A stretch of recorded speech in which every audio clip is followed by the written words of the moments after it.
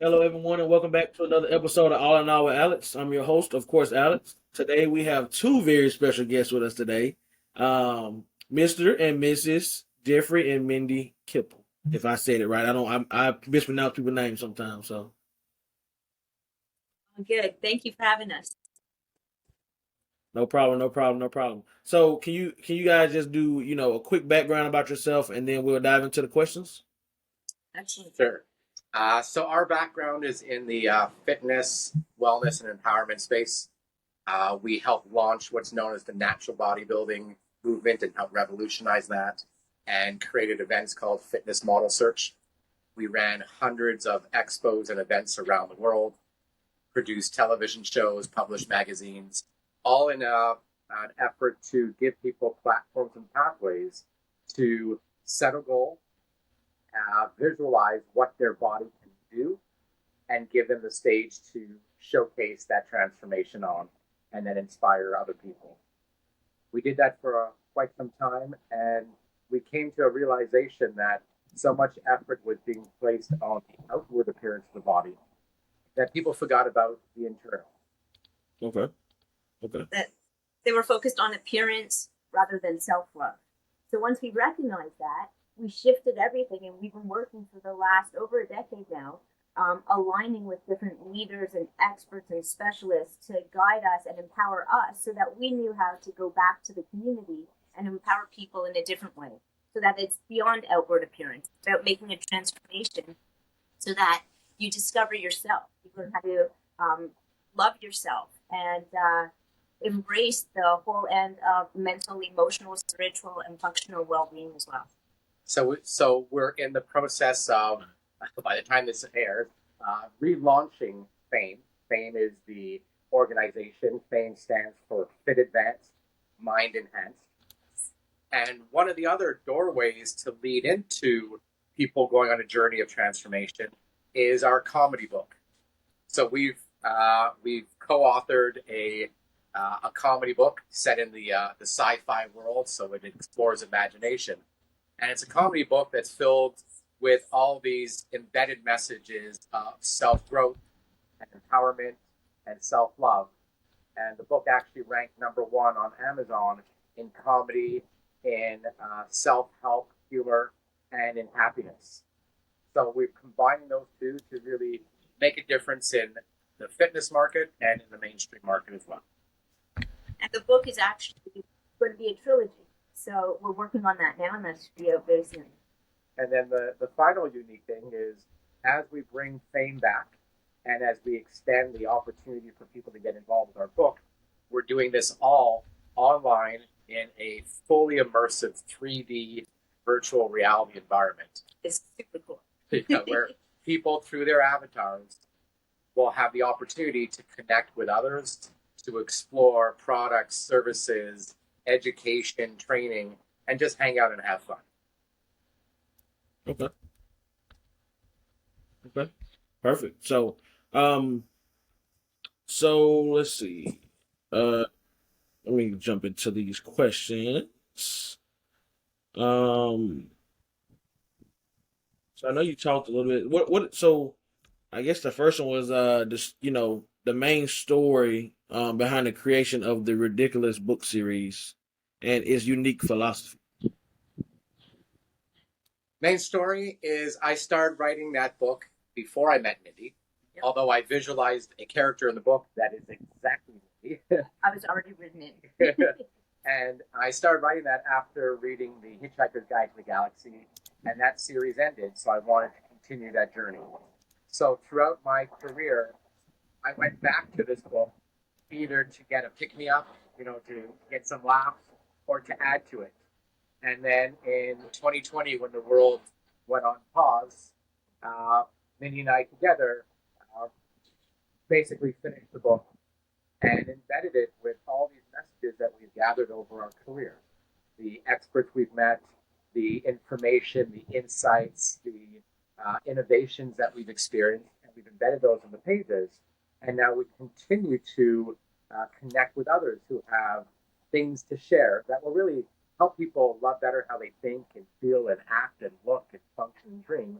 And because this is a trilogy of trilogies, meaning it's 9 books in the series, we have that ability to include all these different messages. So if someone just wants a funny story, they'll get that. And if they're open to that aha, they'll get that also. Okay. Okay. Um, so, so how do you feel that your backgrounds in fitness and wellness influence your approach to writing and innovation? Well, because it's second nature to us. We've just been talking about, uh, health, wellness, and people going on that journey of transformation. It's just been part of our dialogue for all these years. So that part was fairly easy to embed in, and because we had so many uh, mentorships that we've done under so many thought leaders and people in various industries, it just became a natural to blend them into the book. But that's been really more Mindy's end of it, uh, by really starting and looking at it from like that developmental editor side. Okay, what is the overall picture that we're trying to create? How do we do that? How do we take people on journeys? And how do we embed these messages so it still is funny for those who aren't ready for it and it's opening for those who are ready? Anything to add on that? Um, it's basically combining two passions. So it's easy when you feel you have a passion, you feel you have a purpose to just embed things. The ideas, the logic, the strategies, they just come downloading in, and then it's motivating and exciting to get to work on it.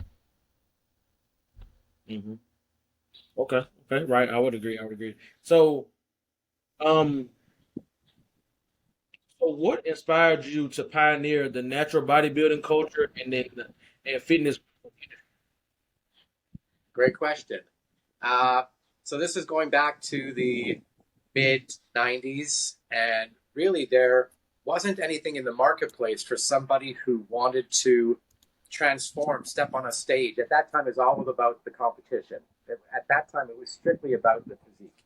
So there was nowhere that you can go in and do your poses and do a competition where you're on a even playing field. So we started that organization, and at the same time, we started a not-for-profit called the Drug Free Sports Association, which again was to recognize the opportunity for people to train, exercise, work out without the use of uh, things that they shouldn't be using, steroids and growth hormones and all these types of things. So it was really that there wasn't anything in the marketplace for it, and it seemed like it was something that was really important to be there. And I feel that we made a very big difference and impact in the industry to make people think about how they're working out and what they're putting in their body.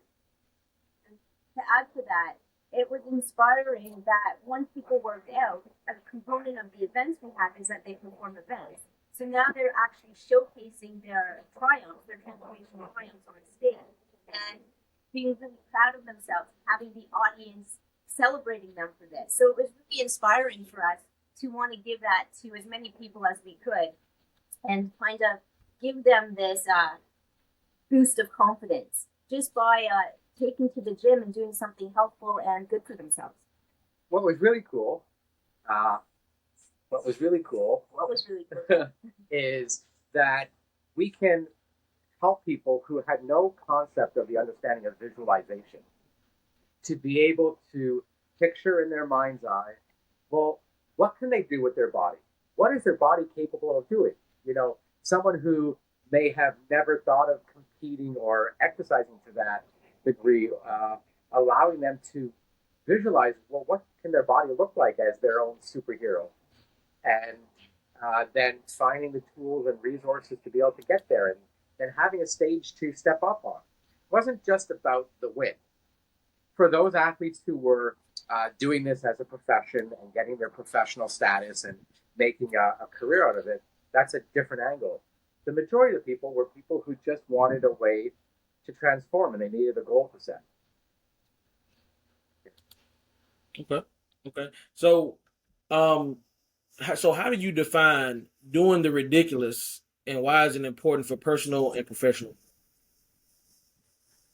The main principle behind the ridiculous, something Mindy actually came up with, was this slogan: Dream big, do ridiculous, achieve remarkable. So if I break that down, you have to be able to dream. First off, majority of people don't dream. They're just going through their day to day without that ability. So it's one, dream. When you dream, it's to dream big. It's not just to, oh, I hope one day I could do this. It's dream really big. And then to be able to achieve that, you've got to do the ridiculous. I mean, if you go back to the fitness world, the people who were competing to that level, they did ridiculous things, meaning they didn't get together with their friends, they didn't do different things so that they can dedicate themselves to that kind of mindset and that kind of training. And those who look on embarking in an entrepreneurial world, again, it's doing ridiculous things. It's, sleeping on floors, it's working 20 hours a day, it's doing things because you're passionate about it. And if you do that, you will achieve remarkable.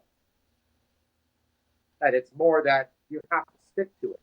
It's, the ridiculous part is amongst all the ridicule and the people who are saying, that dream's too big and there's no way and maybe you should get a real job or, all that kind of stuff. It's being able to go against that and say, you know what, you believe in your dream, you believe in your goal, you believe in your passion. And if you can connect to what your unique talent and strength is, that's where your money is. So do that, focus on that. But it may require you to do ridiculous things. Right. Yeah. I like that. Let's do the ridiculous. Uh, so can you let's see? Can you discuss the impact of the World Natural Sports Organization and the Fame World Tour on global fitness culture? The impact was quite large. It took off phenomenally. People around the world started training and got motivated to transform. They started looking at their health differently. They started looking at their activities differently. And they started pursuing what became a new passion to them. So a lot of people who entered this realm ended up going on to become social influencers in fitness, really popular today. And a lot of people went on to become experts and specialists and really changed their entire lives because of the platform that we provided. Additionally, what we did is we had TV shows in 5 continents, we had magazines across the world. People still have them today, we're being told. And we had events internationally, and we had so many incredible stories that came from it, including in Africa, different nations that were warring against each other. They actually decided, okay, we'll put all our differences aside for this moment to come together and celebrate fitness. There was a press conference, there was thousands of people there. It was just an amazing thing. Other people, it brought them out of their shell to actually discover their confidence and to discover new things. Some people, because of the contest, they were able to travel and get to like the ocean for the very first time, never seen it in their life. And so it really started many people on a new trajectory to realize, I made this transformation. I love now how I look. I look different completely than how I looked before. And I want to continue because I'm starting to notice that when I take action, I can make changes, and the changes actually make me feel better. What else can I do? Now people are on their journey to undergo not just a physical transformation, but an entire life transformation, a transformation in their health, their happiness, their confidence, and their fulfillment. To expand on what Mindy was saying too, is people got into a different groove. People, once you enter that sort of fitness and wellness culture, you're in a different world. You're like in this new club.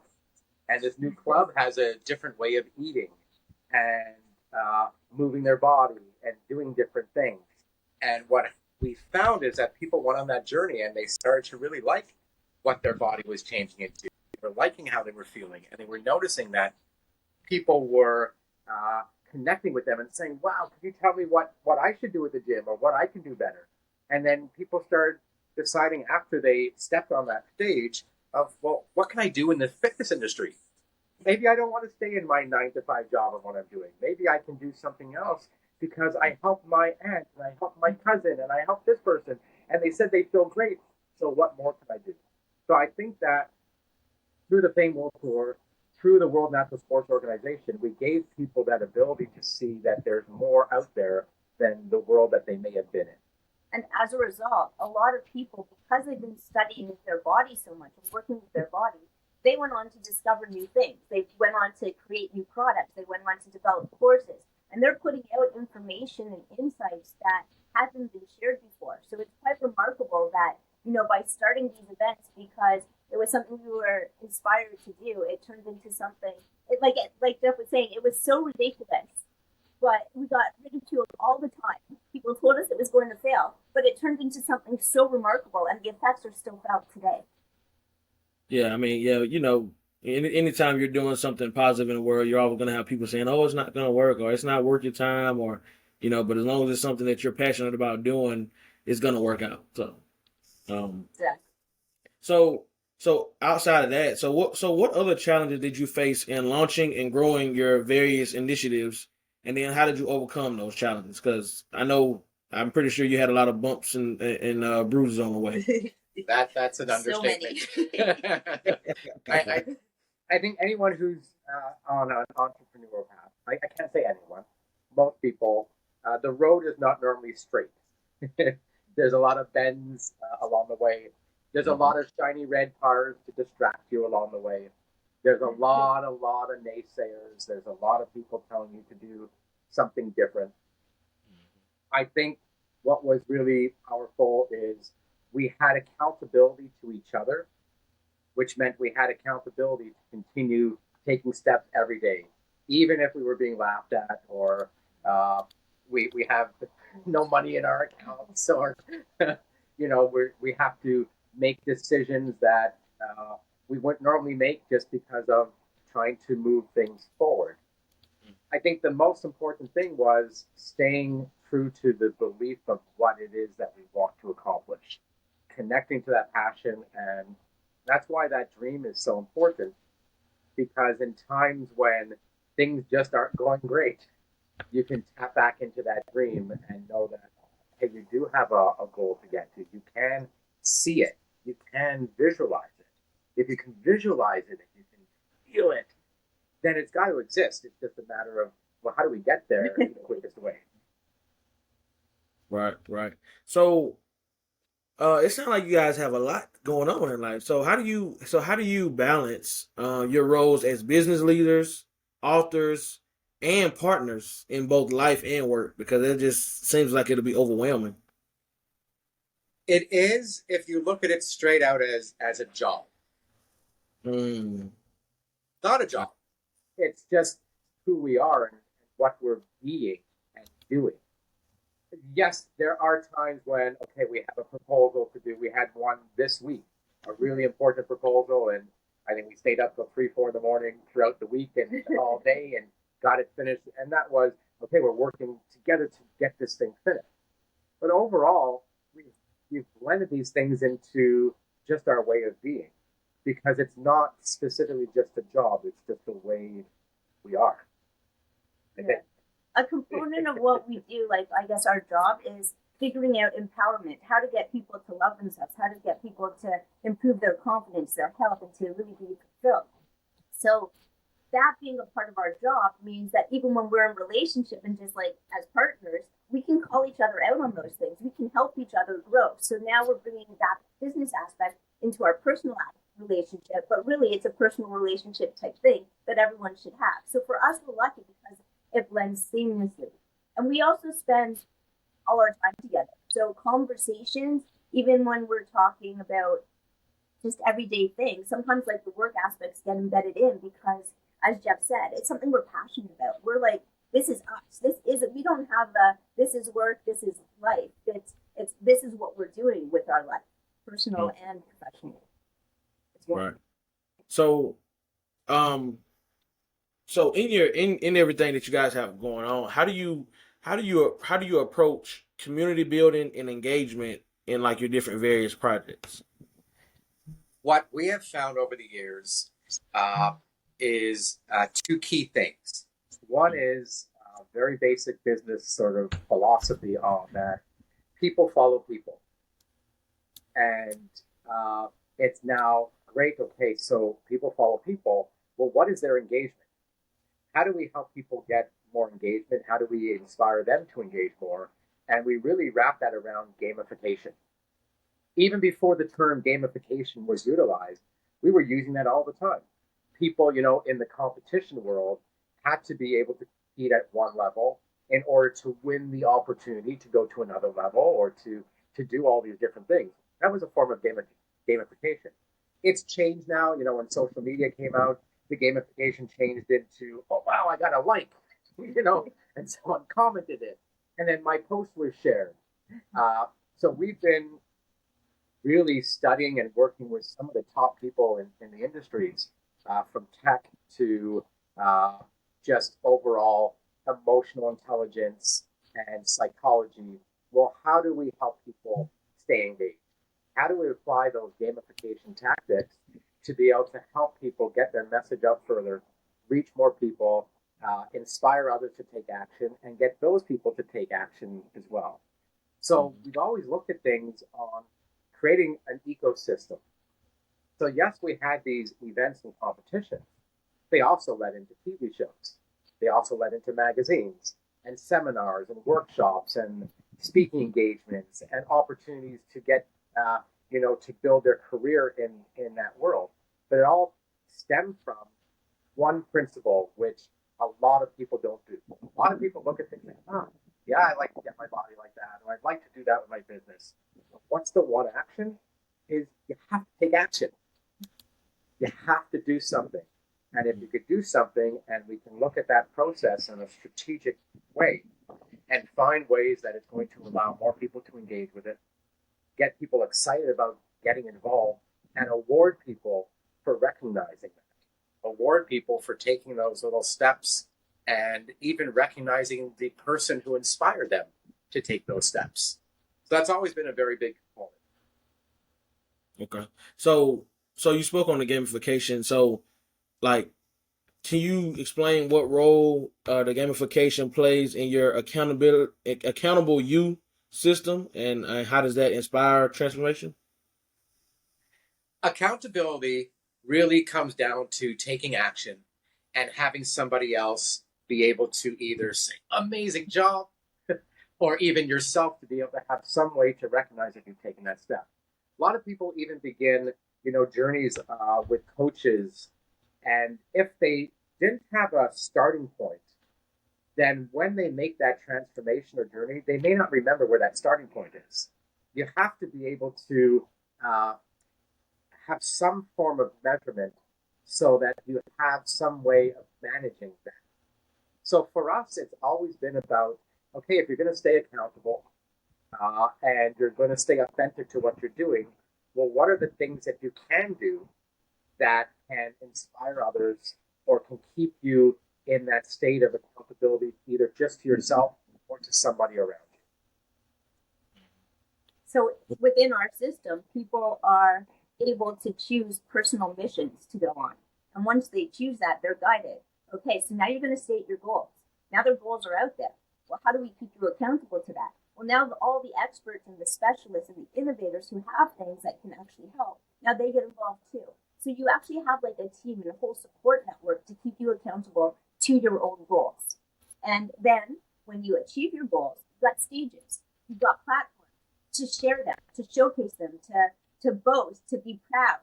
And there's also rewards, there's prizes, and a lot of community support in helping you maintain that momentum to ensure that you stay accountable to yourself. Right. Okay. So, can you discuss this? Can you discuss the significance of your number one hit series on TSN and its impact on your careers? Yeah. So that was a really cool. So we had we just started the organization. We moved just outside the city. We had a place, and then all of a sudden we got into discussion with TSN, which is the ESPN equivalent here in Canada. And eventually we moved back into the city. But we launched a television programming. And when we did our agreement, the agreement was for one primetime airing and 3 repeats of that show, which was really cool. And we did a lot of promotion and marketing and built a lot of excitement around it. And that show became so popular on the network that it was played over 200 times. They viewed it as their number one, this is the definition they had, number one non-live sporting event show. What that meant from a network standpoint is they used it for counter programming. So if the other competing sports networks would have a major game on that TSN didn't have or wasn't covering, our show was on. We would go out sometimes to restaurants or places that had like a bar at the front, or and the TV screens would have our show in it. And we'd walk in, here we go, that's our show. It would be a surprise. So the popularity of that show made people see, oh my God, I can just transform my physique, maybe step up on a stage, and I could be on TV, and maybe that will lead to winning major prizes. We gave out motorcycles, we gave out cash, we gave out like such amazing prizes. So it gave people an opportunity, and I believe it allowed the reach to go so much bigger, so much faster, that it helped propel the growth of the organization. Okay. So, what advice would you give to aspiring entrepreneurs with ridiculous ideas? One advice is one that I heard from somebody else many, many years ago, and it was dream much bigger, much quicker. I mean, we're the only limiters to what our dreams can be. It's when you allow logic to step in, like, oh, there's no way that's going to happen. But then you're eliminating all the bubbles of possibility of what can happen. Right. Okay. I like that. Um, And so it's fun. I'm sorry. Go ahead. okay, I think I was going to say also that the idea is to really believe in yourself. Having that belief in yourself allows what other people are saying and what's going on around you not to make so much of a difference. It can guide you, but really believe in yourself. And when you do, it's okay to be ridiculed, because when you're ridiculed, it may mean that you're on the right track. Thank you, Jeff. Right.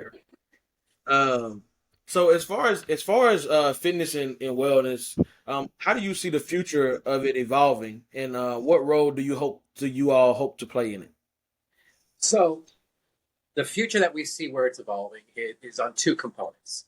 Number one, it's what's happening in the live real world. It's what's happening where people are more open now to the things that they may not have been open to before.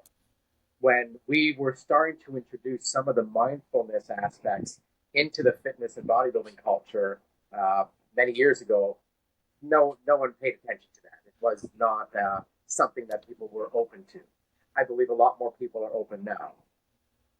The second part, I said 2, but there's 3. The second part is a lot of people that we had begun with in the fitness industry, or may have started their journey or their career through us, have had their ahas, their discoveries, and may be ready to be able to share that. And I think there's a lot more people. The final is technology. So we are using technology to be able to connect people in so many different ways. So, for example, when we ran our major events, well, people have to fly into that place and come to a major expo and then be able to interact there, buy their stuff, maybe have the ability to bring those things home if they were flying somewhere, and do that. We're bringing everyone together now in a virtual space where they can create an avatar that looks as real as they want to make it real, and then be able to walk down the expo hall and interact with the exhibitors and the innovators and the experts. We have unlimited stages and seminar rooms and workshops, and we have ways that people can basically step up on that stage through a virtual way that may be stemming from a live location, but bringing them into a virtual world where they can connect with even more people. So we believe the power of technology embedded with gamification, embedded with creating community, embedded with all the principles that can be done that exist today, uh, open this up not just for the big companies, but it opens it up for all the mom pop style companies, all the people who have something that thought there's no way they could ever reach that or they could get into a marketing campaign that would allow them to gain the exposure that they would need. Now we've leveled the playing field again. So that's what we're excited. And I believe by having that as a tool, it means that there's going to be more information, more inspiration, more insights, more innovations that people can find out about, and the ability to inspire more people, like Mindy was saying, to believe in themselves, to dream big, do something ridiculous, and achieve remarkable, and give them a platform to be able to showcase it. Right. So I'm actually glad you went into that because my next question was going to be about the virtual world, aka the metaverse. Um, so I was going to ask you to explain the concept of the metaverse in the Ridiculous series and its purpose, which you explained that for the most part. So, Okay, awesome. I'm going to explain it from two standpoints. I'm going to explain it from a very easy reference point, just to a podcast show. So imagine you as your avatar interviewing us to our avatars with a live studio audience of other avatars that can ask questions, that can be engaged. And if someone had a product or service, they can walk to the back of the room and they can learn more or purchase or get engaged. The way we're using it for the ridiculous is we're taking fan fiction to a whole new world, into the ridiculous metaverse. So what does that mean? So one of the opening scenes in our book takes place at Joe's Galactic Bar. It's this space bar where there's all creatures and there's dancing and there's all these things going on. Well, you, through your avatar, you can create a really fun avatar, like in a fan fiction type world, enter the ridiculous metaverse, sit at a bar stool at the bar, and talk to the characters in the book. Or talk to your other friends who've made other weird characters who can be in it. And you can play, you can interact, you can engage. Maybe your character gets popularity and is featured in the animated series. Maybe it appears in a comic book version. Or maybe you're there and you hear some discussion. So in this one scene, there's a Planta intelligenticia, which is a whole new breed of plants. You'll have to read the book. But they teach a lesson about eating food, a simple lesson of one that's, it's so important when you're eating to chew your food. Chew. Not just like one or two chews and gulp it down. Chew it until it liquefies. Now that's really hard for most people to have the patience to maybe do 10 chews or whatever it is. And there's this scene where he's teaching him chew. Well, what if you can hear that and go, oh my God, I think I should do that. I need to learn more. And you walk to another spot and you open the door into fame. And now you're in the Fame Expo, where you can connect with the experts and find out, well, what other things can I do for my nutrition? Or you can stay in the ridiculous metaverse and just talk to the plant and find out from him what he thinks. So it's really taking fan fiction to a completely different degree where you can be fully immersed in this environment. And we think that's so exciting, and it doesn't exist now. And it will give the ability to reach more people in a really fun way. It also gives us the ability to feature the people in the series. So we're tracking, the different stories, the breakthroughs, the triumphs, the things, and the ones that actually stand out and can be a part of what we are creating with the ridiculous will be written in. And then they can write their own fan fiction. So now they have a whole funneling to their own brand. Right. So you all have been. You said you've been doing this since the mid-90s when you kind of started. We started the Fame in the mid-90s. And before that, we were doing other things, either in the writing world or entertainment space or fitness space. Right. So through all those years, how do you maintain your creativity? Because that's that's a long time to it's a lot of people they can't they can come up with one or two things, but they can't maintain that level of creativity for all those years. So how do you guys do it? For me, one thing that's really important is being able to get into the moment. You get yourself into that moment, then it allows the downloads to come to you from the universe. It allows the things to come in. However, it means to get into the moment, and that means slowing down. It means being able to get grounded. It means to be able to do a breath break and, take a few breaths and bring yourself into that space. It means to maybe meditate or whatever it is, but it's allowing yourself to get into that place of creativity. And then the other part, and then I'm sure you have something to add too, is to just not take things so seriously, to just be ridiculous, to do fun things, to look at things from a different set of eyes. Because, I mean, our book is really about that. Our book has two characters, one from Earth and one from a distant star, a distant planet, and they switch souls, which means they switch bodies. That means that they're both experiencing these worlds from a different set of eyes. So it's just getting to that playfulness end and seeing things, fresh for the first time. Okay. Okay. Um. So, what are some common misconceptions about the fitness and web industry? For me, the biggest misconception was um, recognizing that people look like a superhero, but they don't feel like one. That Mm. they look like they have everything, but they're not actually happy inside. They're not confident. They look like they're helpful, but they don't really know what nutrition to take to help their body thrive. They know what to do to shape up, but not to actually benefit the wellness of the body. It comes down to happiness. And it's such a simple thing. And I believe that's what most people want. They want to be happy, which is really cool that our book got #1 in happiness. Yeah, we But celebrated that. they want to be happy. So if someone said, I want to feel happier, I want to love myself better, and they decide to go to the gym, and they only base it on that outward appearance of that journey, they may not attain that level of happiness. They may attain certain aspects of it. But to be happy really is body, mind, heart, spirit. It's going deeper than that. So to truly be happy needs to be happy. It's not just a one component of how you look. It's how you look. It's how you feel. It's how you think. It's how you function. It's how you dream. It's just how you create and how you show up in the world. So I think that a lot of people that just begin that journey at the gym need to take it from that standpoint. Okay, well, why am I doing it? And if I'm going to go to the gym, I'm not just going to run in and I'm going to go to the bench press and lift as much as I can. I'm going to do this because I want to be happy, which means I'm going to take care of my body. So I'm going to learn about posture, and I'm going to learn about flexibility, and I'm going to learn about breathing right. I'm going to learn all the things that are going to help me on this journey and know that this is one aspect.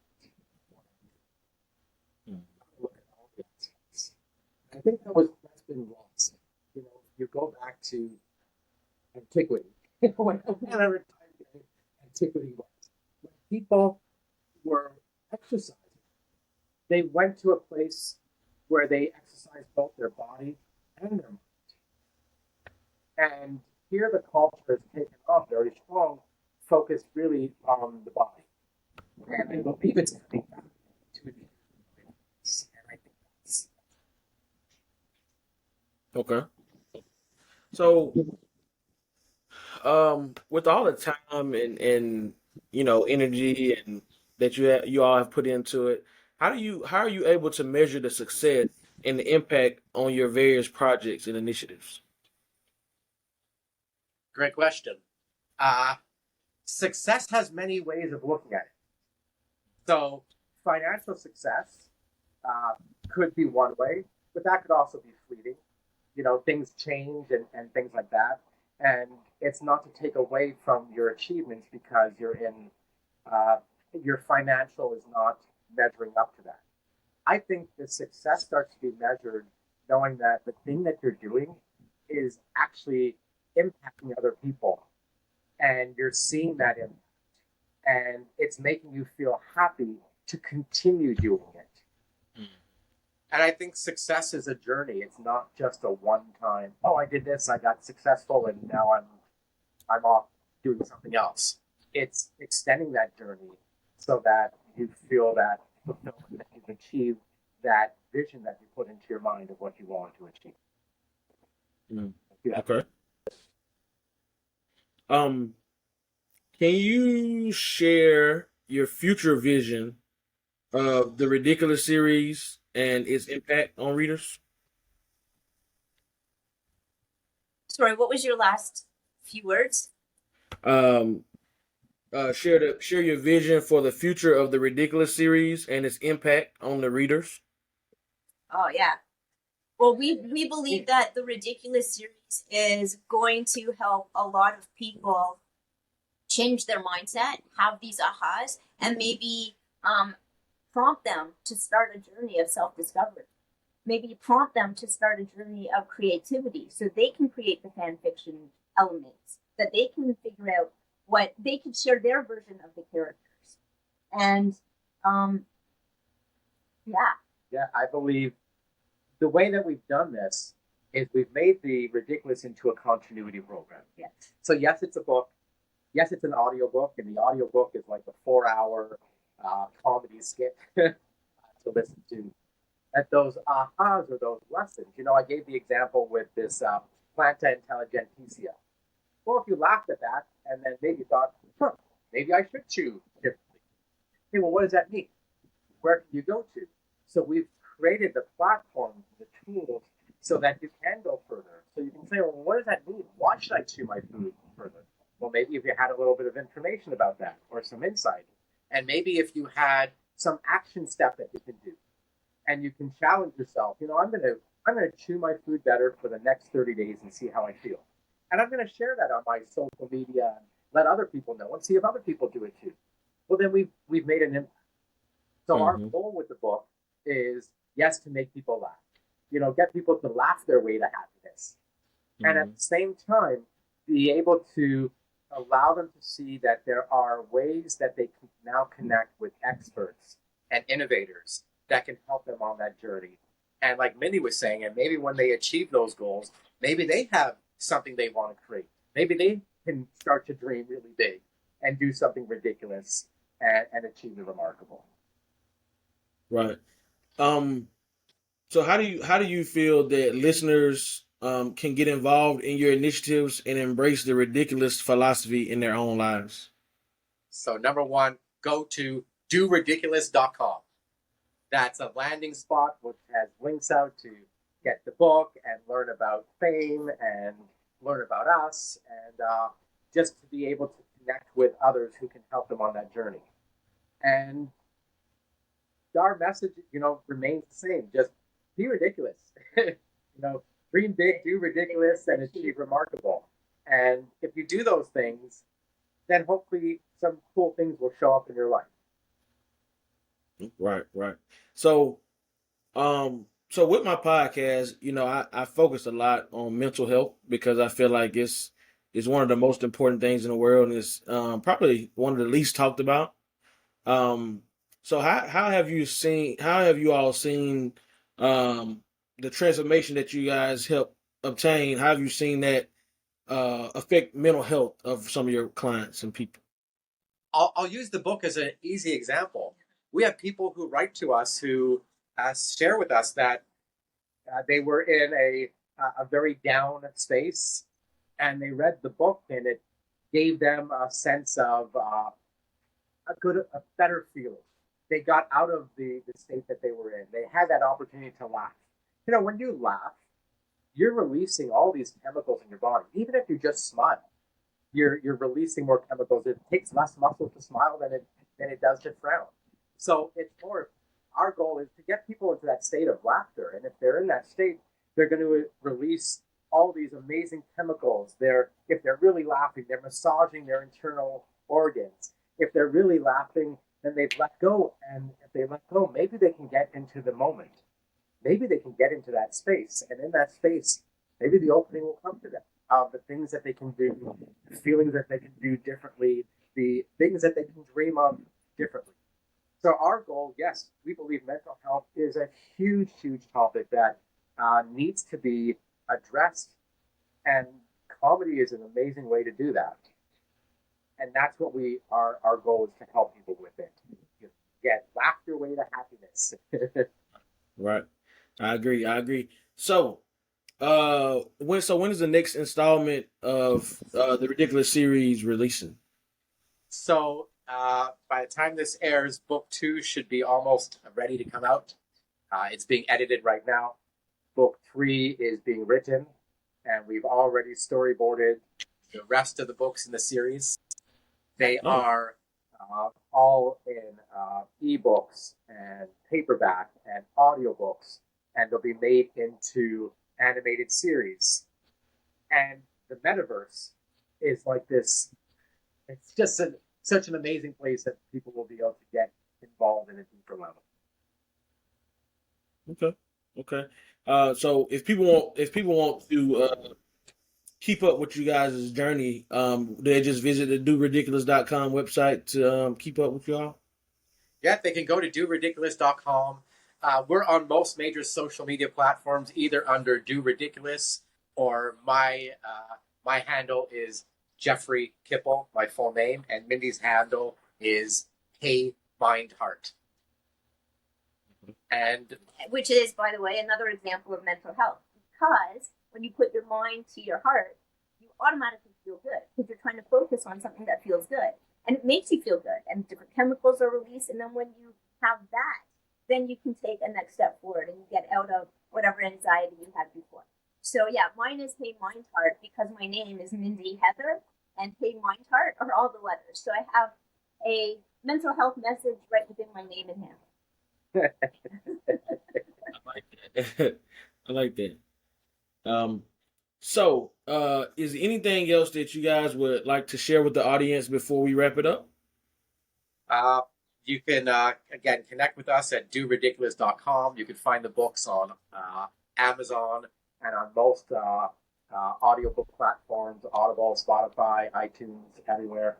And yeah, if our ask is if any one of the listeners or viewers read the book or listen to the book, reach out to us. Let us know what made you laugh. Let us know what gave you an aha or inspired you.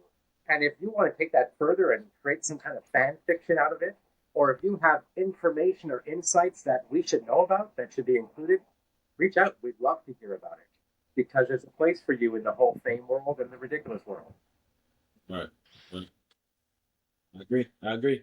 So, I want to take this time to thank you both for coming on today to teach everybody how to be ridiculous.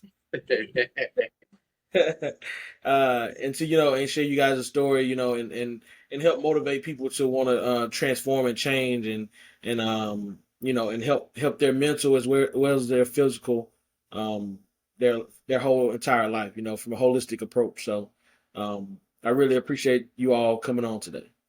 Thank you for the opportunity. Thank you. No problem at all. So everybody watching, you guys go down to the show notes or to the description. Go to doridiculous.com. You'll see all of Jeff and Mindy's information below. So go support them. Go follow them on social media. Get the book. Give them your honest thoughts, feedback. Tell them what made you laugh, and so on and so forth. But you guys have just watched another episode of All in All with Alex, and we'll see you guys on the next episode. Peace. Thank you.